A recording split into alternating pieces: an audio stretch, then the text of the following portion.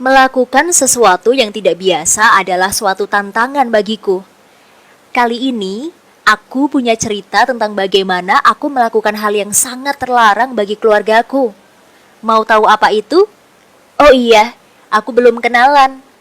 Namaku Ami, dan inilah ceritaku. Aku tinggal bersama kedua orang tuaku yang sangat religius. Mereka pun sangat menjunjung tinggi tradisi sejak zaman dulu. Aku sebagai anak muda rasanya tidak suka melakukan hal itu. Suatu saat, aku pernah diminta tolong temanku, Sarah, untuk menjadi objek body paintingnya. Dia menggambar sebagian tangan kananku dengan hiasan ornamen bunga. Saat ayahku pulang kerja, dia melihatku dan langsung marah-marah padaku. Dia mengira aku telah mentato tanganku dengan hiasan itu. Aku sudah menjelaskannya bahwa ini hanya lukisan dan bisa hilang dengan mudah. Tapi ayahku tetap marah dan menghukumku. Aku kesal sekali. Sedikit-sedikit orang tuaku memarahiku, apalagi ayahku. Aku merasa orang tuaku terlalu protektif, dan aku susah sekali menjadi seperti teman-temanku yang lain. Aku ingin bebas dan menikmati hidup sesuai apa yang aku inginkan. Suatu hari, aku diajak oleh temanku untuk tindikan. Aku tidak yakin sih, tapi dia meyakinkanku kalau ditindik itu tidak sakit. Tapi justru aku akan merasa keren. Aku percaya dengannya, karena dia adalah temanku sejak dulu. Akhirnya, aku pergi ke tukang tindik di dekat kampusku. Tempatnya seperti salon pada umumnya, tapi agak lebih gelap. Aku takut kalau tindikan itu akan terasa sakit. Tapi temanku meyakinkanku, dan aku percaya dengannya. Dan ya, aku berhasil melakukan tindik. Tapi ini adalah sesuatu yang berbeda. Karena apa? Aku tidak melakukannya di telinga, tapi aku melakukannya di payudara. Sungguh sesuatu yang di luar dugaan. Tapi aku senang bisa melakukan hal yang menurutku luar biasa. Aku pun meminta Sarah untuk tidak membicarakan hal ini pada siapapun, apalagi orang tuaku. Mereka bisa-bisa membunuhku kalau tahu hal ini. Awalnya semua baik-baik saja. Aku hanya merasa sedikit ngilu di bagian dadaku. Tapi 2 hari setelah itu, aku merasakan sakit setiap aku bangun tidur. Dadaku terasa sakit sekali dan aku sudah menduga bahwa ini adalah efek tindiknya. Aku menelepon temanku, Sarah, dan bertanya apakah ini sesuatu yang normal atau tidak. Dan jawaban Sarah cukup membuatku tenang.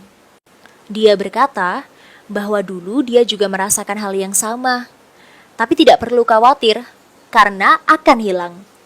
Aku diminta untuk rajin membersihkannya agar tidak berkarat. Aku pun mengikuti apa yang dikatakan Sarah. Setiap hari, aku membersihkan bagian tindikanku dengan sabun dan kubilas dengan air. Saat itu, aku merasa lebih baikan. Tapi, begitu aku tidak membersihkannya, sakit itu kambuh lagi. Hal itu membuatku selalu ke kamar mandi setiap 30 menit sekali.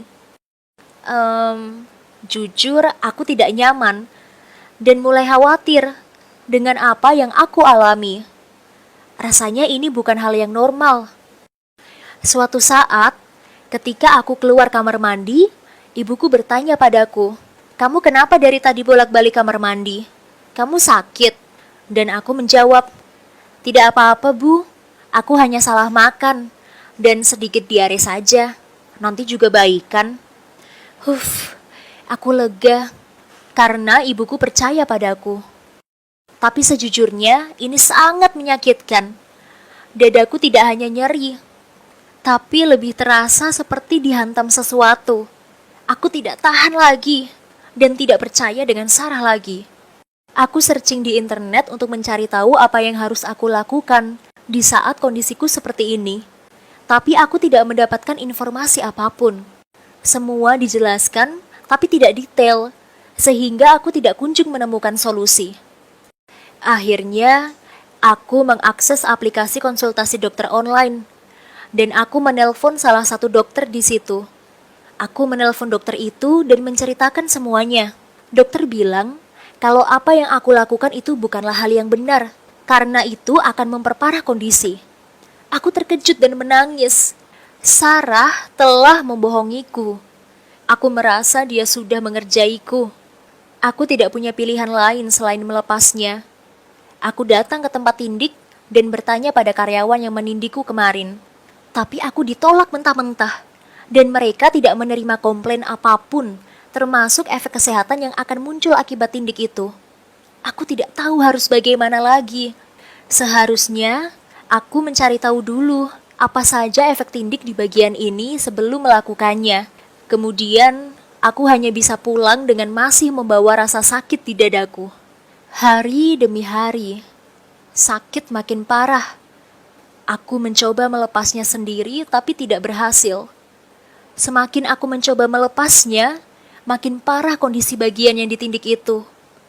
Bahkan, aku mengeluarkan darah banyak sekali hingga menetes ke lantai. Aku tidak tahu lagi berapa lama aku akan menghabiskan waktu di kamar mandi. Setelah beberapa saat, aku berhenti memaksanya, dan darah berhenti mengalir. Aku lega untuk sesaat waktu itu. Kemudian, aku tidur di kamar. Tapi aku merasa mual. Aku tiba-tiba saja muntah-muntah. Dan badanku tidak nyaman. Aku merenung di kamar dan masih berusaha menutupi ini semua dari temanku maupun orang tuaku. Bodoh sekali aku melakukan hal ini. Suatu hari, ketika aku bangun tidur, aku merasa demam dan izin ke orang tuaku tidak masuk kuliah. Orang tuaku cemas karena tidak biasanya aku sakit mendadak seperti ini. Ibuku datang ke kamarku membawakan makan dan bertanya apa aku sudah baikan atau belum. Tapi aku tidak sanggup menjawab pertanyaan ibuku. Ibuku memegang dahiku dan langsung memintaku untuk pergi ke dokter karena aku demam tinggi sekali. Ibuku khawatir jika aku kenapa-kenapa. Sesampainya di rumah sakit, aku diminta untuk masuk ke ruang periksa. Awalnya aku diperiksa oleh dokter laki-laki, tapi aku meminta pada orang tuaku untuk ganti dokter perempuan saja. Orang tuaku bingung, kenapa aku seperti itu? Dan baiklah, karena aku sedang sakit, mereka menuruti kemauanku dan langsung meminta petugas mengganti dokter perempuan. Tak lama kemudian, aku diperiksa oleh dokter tersebut dan aku menceritakan semuanya ke dokter itu. Aku menceritakan bagaimana aku melakukan tindik di bagian itu dan hal yang aku alami setelahnya. Aku yakin itu semua adalah efek dari aku mencoba melepas tindik itu sendiri. Dokter sempat kaget mendengar ceritaku. Dan dokter tersebut langsung berbicara pada orang tuaku kalau aku harus masuk ke ruang bedah. Tentunya orang tuaku heran dan semakin cemas. Hanya sakit demam tapi harus sampai masuk ruang bedah. Beruntungnya, itu semua bisa aku lalui dengan lancar. Aku berhasil melepas tindikku itu. Aku sekarang sudah merasa sangat baikan setelah dokter melakukan tindakan serius padaku. Aku awalnya tidak berani bilang ke orang tuaku kalau aku habis melepas tindik. Tapi mereka terus menginterogasi aku. Akhirnya aku mengaku ke mereka kalau aku habis ditindik. Dan itu semua yang menyebabkan sakit selama ini. Orang tuaku tidak terima begitu saja. Mereka sempat marah kepadaku karena aku melakukan hal yang sangat kelewatan. Mereka pun menjadi semakin protektif padaku dan tidak membiarkan aku main dengan teman-temanku. Alhasil, ya bukannya aku mendapat kebebasan, yang ada aku malah semakin dikurung. Orang tuaku sangat marah terhadapku dan juga temanku, Sarah. Orang tuaku pun berencana akan memindahkan kuliahku di kampus berbasis agama. Mau tidak mau, aku harus menerimanya. Karena inilah konsekuensiku melanggar aturan keluarga. Di kampus, aku menyelesaikan berkas pengunduran diri. Waktu itu, aku bertemu dengan Sarah. Dan dia seolah tidak tahu saja apa yang terjadi. Dan dia malah mengajakku untuk tato di punggung. Ya, tentu saja aku langsung marah-marah dengannya. Aku tidak peduli sudah berapa lama kita berteman. Tapi dia yang sudah membuatku melakukan itu. Aku katakan padanya kalau aku benci dia. dan tidak akan lagi bertemu dengannya.